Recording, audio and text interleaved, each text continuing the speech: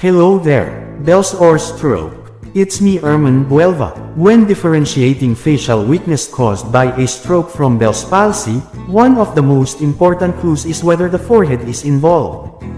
In stroke, it's an upper motor neuron lesion, so the forehead is usually spared.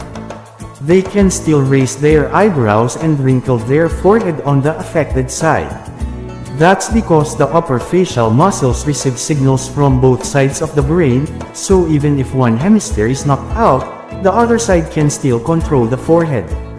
Bell's palsy is a lower motor neuron lesion of the facial nerve. In this case, the entire side of the face is flaccid. They will be unable to raise the eyebrow, wrinkle the forehead, or close the eyelid fully. The corner of the mouth also droops, and they may struggle to smile on that side. Looking at the onset and associated features, a stroke typically has a sudden onset and often comes with other signs, like limb weakness, slurred speech, visual changes, or gait disturbances. Bell's palsy usually comes on more gradually over several hours, often noticed upon waking. It tends to be isolated to the face. There are no arm or leg symptoms, and patients might report pain around the ear or a change in taste on the front of the tongue. Some also describe sounds being uncomfortably loud on the affected side due to paralysis of the stapedius muscle. When examining the eyes, stroke patients can usually close their eye on the affected side, although the movement may be slightly weak.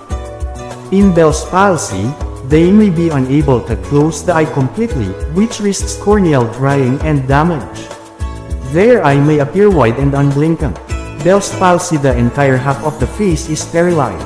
To test this clinically, ask the patient to raise their eyebrows, close their eyes tightly, and smile. If the forehead moves well and the eye closes, but the smile is uneven, this suggests stroke. If the forehead doesn't move and the eye can't close, with a droopy mouth as well, this is consistent with Bell's palsy.